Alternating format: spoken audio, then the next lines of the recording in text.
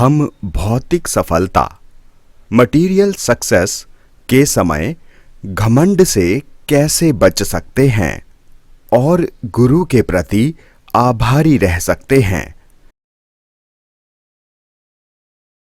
हम सब ऐसे समय में जी रहे हैं जहाँ के इंसान को लगना शुरू हो गया है कि वो अपने आप से ही सब कुछ कर रहा है। ये ऐसा समय है जिसे सेल्फ हेल्प का समय कहा जाता है कि हर एक इंसान सोचता है कि मैं कहीं ना कहीं से मदद खुद ही ले सकता हूँ।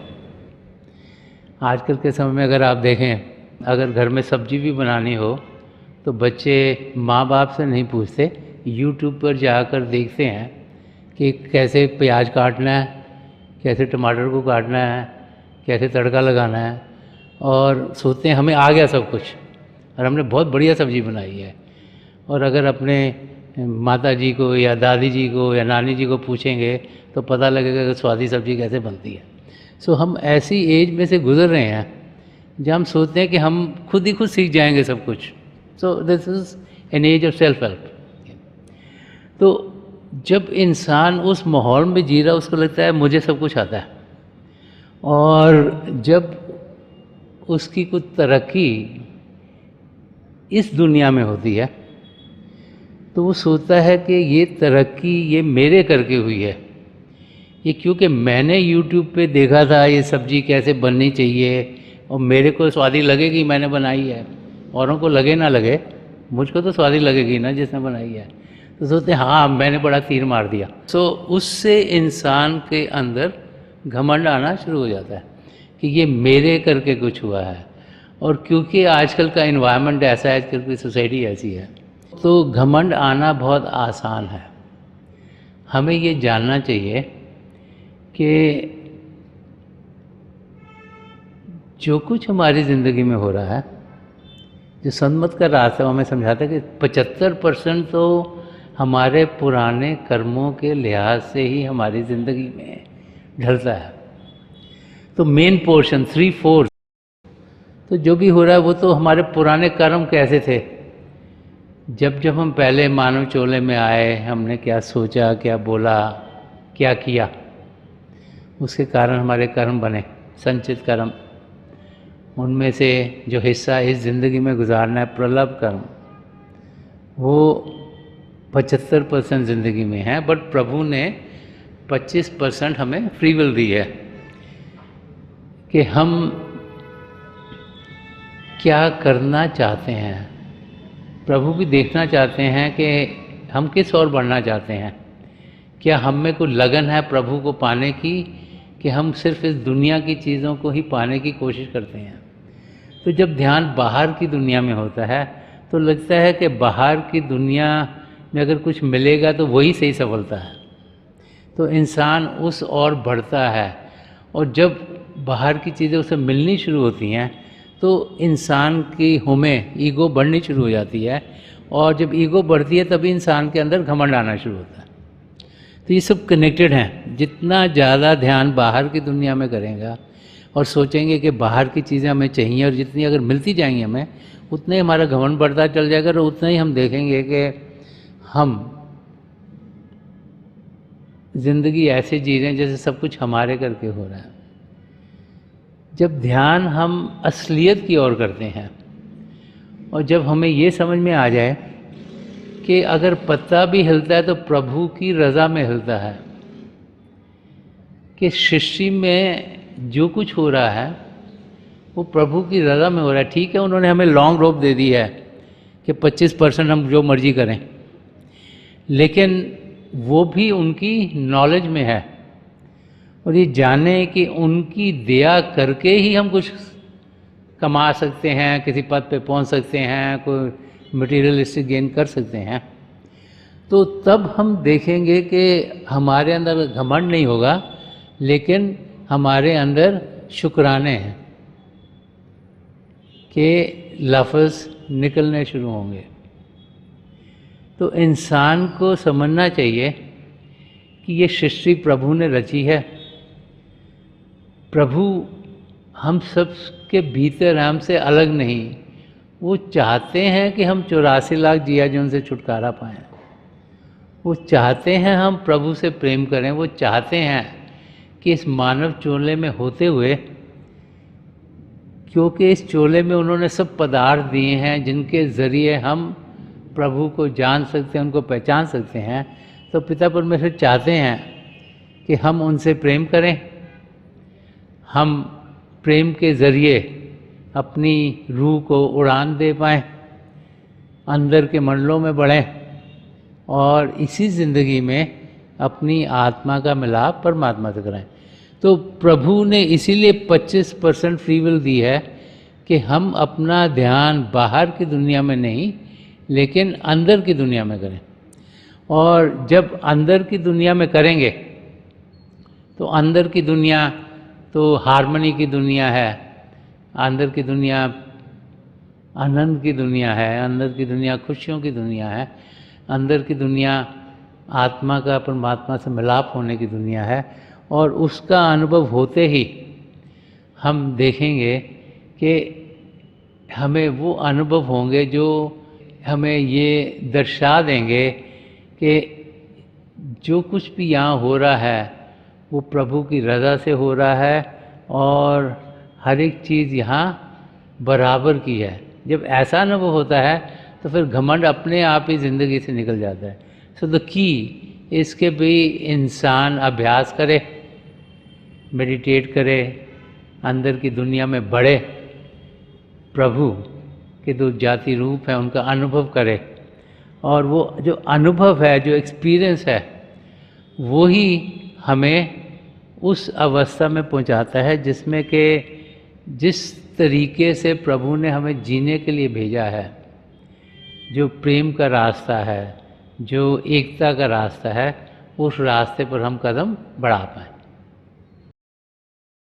आत्मा के प्रभु में लीन होने का एकमात्र उपाय क्या है? प्रभु ने जब ये सृष्टि रची और आत्माओं को अपने आप से अलग किया, तो प्रभु ने यही निर्णय लिया कि आत्माएं अगर प्रभु को वापस मिलेंगी तो वो भजन अभ्यास के ज़रिए मिलेंगी। कई खंड मंडल बने, सबसे पहले सचखंड, फिर पार ब्रह्म, फिर ब्रह्मांड, फिर आंड, फिर पिंड का मंडल। और जो निचले 3 मंडल हैं, पिंड, आंड और ब्रह्मांड, ये काल के दायरे में आते हैं, इसे काल देश कहा जाता है। और जो ऊपर के 2 हैं उसे दयाल देश कहा जाता है। ये काल का दायरा सिर्फ निचले 3 मंडलों का है। और हमारी आत्मा जो कि अपने आप को प्रभु से जिसने अलग पाया, जब हमारी आत्मा इस निचले मंडल में हो, अब हम शरीर में हैं, तो फिर इस समय प्रभु ने हमें मौका दिया है कि हम अभ्यास करें। और जब हमारा शिव नेत्र खुलता है तो अभ्यास के ज़रिए हम पिता परमेश्वर को पा सकते हैं। तो इस समय जबकि हम इस मानव चोले में हैं, अपने आप को जानने के लिए, पिता परमेश्वर को पाने के लिए अभ्यास किया जाता है। अभ्यास करेंगे तो आत्मा को उड़ान अंदर के मंडलों में दे पाएंगे अपनी सद्गुरु की मदद से। जब हम अपने आप को यहाँ शिव नेत्र पर एकाग्र करते हैं तो हमें अपनी मदद से अंदर की दुनिया में ले जाते हैं। और अभ्यास के ज़रिए ही हम अपने सद्गुरु के नूरी स्वरूप तक पहुँच सकते हैं। अभ्यास के ज़रिए ही वो हमें अंदर के मंडलों में ले जाके पिता परमेश्वर से जोड़ सकते हैं। तो अभ्यास करना बहुत ही ज़रूरी है। और इसीलिए संत कृपाल सिंह जी महाराज ने फरमाया कि जो दिन का 10वां हिस्सा है, जो 2.5 घंटे के करीब है, वो हम अभ्यास के लिए दें। सेवा करने का क्या फल है?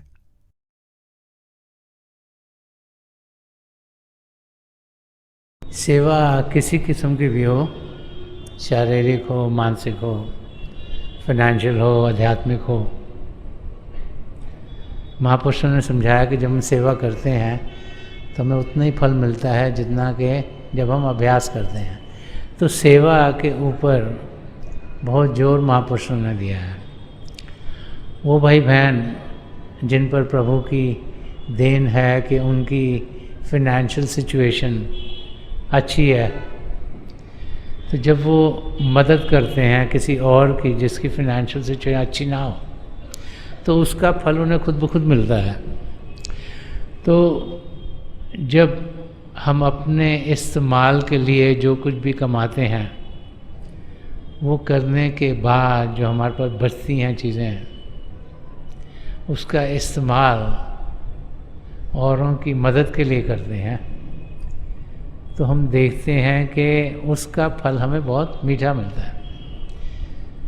संत कृपाल सिंह जी महाराज अपनी ज़िंदगी में जो भी कमाते थे, उसका हिस्सा जो उन्हें अपने लिए चाहिए होता था वो इस्तेमाल करते थे, और बाकी जो हिस्सा रहता था उसको औरों की मदद में लगाते थे।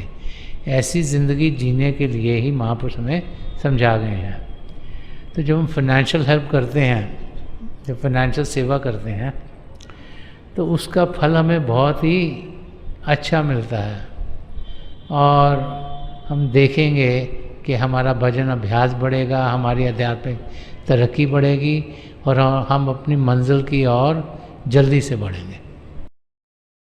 सेवा करते समय मन को विचलित होने से कैसे बचाएं?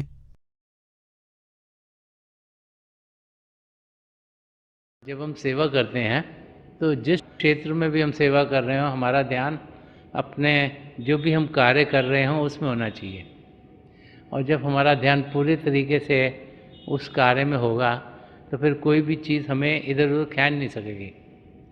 डिस्ट्रैक्शंस हमें बहुत सी बार मन के ज़रिए होती हैं, क्योंकि मन कोई ना कोई विचार ला देता है, जिसके ज़रिए हम किसी चीज़ के बारे में सोचना शुरू कर देते हैं। फिर एक सोच से दूसरी, दूसरी से तीसरी, हम और उस जगह, उस एरिया में बढ़ना शुरू हो जाते हैं। तो जब भी हम सेवा करें, तो हम मन ही मन प्रभु के नाम का जाप करें। जब हम मन ही मन प्रभु के नाम का जाप करेंगे, तो हम देखेंगे कि हमारा ध्यान प्रभु की ओर होगा, और जब ध्यान प्रभु की ओर होगा, तो फिर कोई भी चीज़ हमें उस ध्यान से हटा नहीं सकती। इस करके जब भी हम सेवा कर रहे हों, हम मन ही मन प्रभु के नाम का जाप करें। जब हमारा ध्यान प्रभु की ओर होगा, तो जो भी हम काम कर रहे हैं, चाहे हाथों से कर रहे हैं, चाहे चल के कर रहे हैं, चाहे किसी को कुछ समझा रहे हैं, तो जब हमारा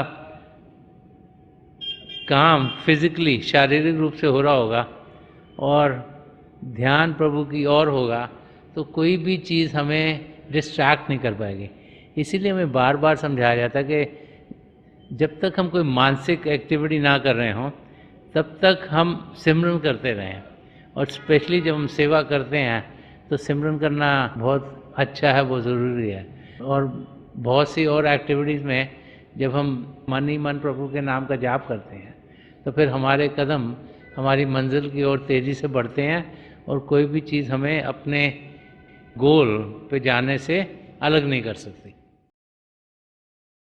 कर्मों का विधान और ध्यान अभ्यास एक दूसरे से कैसे संबंधित हैं? कर्मों का विधान में यही समझाता है कि जैसी करनी वैसी बननी। जैसे थर्ड लॉ ऑफ फिजिक्स है कि for every action there is a reaction, कि जैसा हम सोचेंगे, जैसा बोलेंगे, जैसे कार्य करेंगे, उस किस्म का ही हमें भुगतान करना पड़ेगा। अच्छा सोचेंगे, अच्छा बोलेंगे, अच्छे कार्य करेंगे तो हमें खुशी मिलेगी, और अगर बुरा सोचेंगे, बुरा बोलेंगे, बुरे कार्य करेंगे तो भुगतान करना पड़ेगा। तो हमारी आत्मा जो परमात्मा का अंश है, जो जब प्रभु से अलग हुई, जो कि आज इस समय इस मानव चोले में है, तो उसके साथ जब जब वो पहले मानव चोले में थी, जो जो उसने सोचा, बोला, कार्य करे, वो कर्म बनते गए और वो इकट्ठे होते गए। उनको सच्चित कर्म कहा जाता है, कि स्टोर हाउस ऑफ कर्मास है। जैसे एक ज़िंदगी में कितने कर्म करे वो हो गए, अगले बारी कितने कर्म करे वो हो गए। अब उनमें से थोड़े से लिए जाते हैं जिनको प्रलभ कर्म कहा जाता है, और जो प्रलभ कर्म है वो हमने ज़िंदगी में झेलने हैं, और उन पर ही हमारी 75% लाइफ निर्भर है। और रोज़ाना हम सोचते हैं, हम बोलते हैं, कार्य करते हैं। ये तीसरा हिस्सा है कर्मों का, जिसे क्रियमान कर्म कहा जाता है, कि रोज़ाना जो भी हम करते हैं, बोलते हैं, कार्य करते हैं, उसके भी कर्म बनते चल जाते हैं। अब जब तक सारे कर्म कटेंगे नहीं तब तक हम 84 लाख जियाजून से छुटकारा पाएंगे नहीं। ये बार बार बार महापुरुष हमें समझा गए हैं। तो जब हम रोज़ाना अपनी ज़िंदगी जीते हैं और रोज़ाना जो जितने भी कर्म हमारी ज़िंदगी में होने हैं वो तो होंगे ही, 75% तो होंगे। तो जो 25% का हमारा हिस्सा है जो हम कर रहे हैं, जो नए कर्म बन रहे हैं, क्रियमान कर्म, अगर हम रोज़ाना भजन अभ्यास करेंगे तो वो रोज़ाना भजन अभ्यास के ज़रिए कटते चले जाते हैं। इसीलिए बाकायदगी से रोज़ाना अभ्यास करना ज़रूरी है। इसीलिए हमें समझाया गया कि जो दिन का 10वां हिस्सा है, जो कोई 2.5 घंटे के करीब है, वो हम अभ्यास में दें, कि उतना कम से कम देंगे तो उस दिन के कर्म उसी दिन कट जाएंगे हमारे, और हमारा लोड बढ़ेगा नहीं। तो अगर अभ्यास रोज़ाना करेंगे, रोज़ाना कटेंगे। और जो सन्मत का रास्ता में ये समझाता है कि जिस दिन हमें नाम की देन मिलती है, उस दिन जितने भी हमारे संचित कर्म हैं वो सब के सब हमारे सद्गुरु हमसे ले लेते हैं।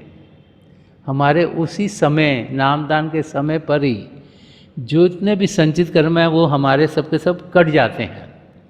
लेकिन जो प्रलभ कर्म हैं उन्हें वो छेड़ते नहीं, क्योंकि अगर उन्हें छेड़ेंगे, वो ले सकते हैं, तो क्या होगा कि अगर प्रलभ कर्म हमारे ख़त्म हो गए तो हम ज़िंदगी से चल बसेंगे। इसलिए प्रलभ कर्म में हमें मदद मिलती है, और इसीलिए जो अभ्यास करने का तरीका है वो हमें दिया गया है कि हम रोज़ाना अभ्यास करें, अपनी ज़िंदगी में सद्गुणों को ढालें, अपनी ज़िंदगी ऐसी बनाएं ताकि ज़िंदगी में पॉजिटिविटी हो। लेकिन सबसे ज़रूरी है अभ्यास करना। उसके लिए ज़रूरी है शरीर को शांत करना और मन को शांत करना। और शरीर को शांत करना बहुत आसान है। एक शांत जगह ढूंढें, बैठ जाएं, आंखें बंद करें, तो पांचों इंद्रियों को बड़ी आसानी से अंदर खींच सकते हैं। मन को शांत करना बड़ा मुश्किल है। मन को शांत करने के लिए हमें सिमरन दिया गया है। इसीलिए समझाया जाता है कि दिन में जब भी मौका मिले सिमरन कर लो। जब कोई मेंटल एक्टिविटी नहीं कर रहे हो तो सिमरन करो, ताकि ध्यान प्रभु की ओर जाए। क्योंकि हमने तो प्रभु से मिलना है, हमारा पर्पज़ ही है आत्मा का मिलाप परमात्मा से होना है। ज़िंदगी मिली इसीलिए है ताकि प्रभु से हमारा मिलाप हो। तो जब हम रोज़ाना भजन अभ्यास करेंगे तो रोज़ाना के कर्म कटते चले जाएंगे। तो जो हमारे संचित कर्म हैं वो तो नामदान के समय कट गए। जो प्रलब्ध कर्म है वो रोज़ाना जो होना हमारी ज़िंदगी में होगा, जितनी तकलीफ़ आनी है उसमें हमारे सद्गुरु की मदद मिलती है ताकि हम उस तकलीफ़ को सहन कर पाएँ और हमारी ज़िंदगी से गुजरे। और जो रोज़ाना हम कर्म करते हैं, क्रियामान कर्म, वो अभ्यास करके, मेडिटेशन करके, भजन सिमरन करके रोज़ाना करते चल जाते हैं, ताकि जो हमारा आखिरी समय आता है शरीर में होने का, हमारे संचित कर्म वैसे ही करके प्रलब्ध कर्म रोज़ के रोज़ कट रहे हैं। और कहा जाता है कि ध्यान प्रभु की ओर करो, सिमरन करो, ताकि और कोई ख्याल ना आए, ताकि विचार भी अगर आखिर में आ गया तो भी उसका कर्म भी हमें देना पड़ेगा। तो सिमरन कर इसी किया जाता है ताकि उस दिन के भी कर्म कटें, ताकि जब हम शरीर को छोड़ें हमारे सारे कर्म कट गए हों और फिर हम 84 लाख जियाजून से छुटकारा पा लें। तो यही कनेक्शन है कर्मों का और अभ्यास करने का। आप सब अभ्यास के लिए बैठ जाइएगा। आप जहाँ भी बैठे हैं आराम से बैठिएगा, अपनी आंखें बंद कर लीजिएगा। ये जो आई बॉल्स हैं, आँख के डेले हैं, ये सामने फोकस हों, जैसे आप 8-10 दिन सामने फोकस हो। आंखें बंद करते ही वो भाई बहन जिन्हें नाम की देन मिली है, आप सिमरन कीजिएगा। अगर यहाँ कोई भाई बहन है जिन्हें नाम की देन नहीं मिली, तो आप प्रभु के किसी भी जाति नाम का जाप कीजिएगा। जाप मन ही मन करना है, ऊंचा नहीं दोहराना। आपका ध्यान बिल्कुल सामने होना चाहिए और प्रभु की दया से थोड़ी देर में आपको रोशनी के चिन्ह दिखने शुरू होंगे। और बहुत से नज़ारे और भी आपको देखने को मिल सकते हैं। तो मेरी पिता परमेश्वर के चरण कमलों में जो पिछली सेंचुरी के महापुरुष हुए हैं, हजूर बाबा सावन सिंह जी महाराज, परम संत कृपाल सिंह जी महाराज और दयालपुर संत दर्शन सिंह जी महाराज, चरण कमलों में यही प्रार्थना है कि जो जो हम सबके लिए बेहतर और महापुरुष हमें दें, हमें सबके साथ जोड़ें और हमारे भीतर प्रभु की ज्योत के हमें दर्शन करवाएं। थोड़ी देर में आकर मैं आपको इस बैठक से उठाऊंगा और मेरी शुभकामनाएं आप सबके साथ हैं।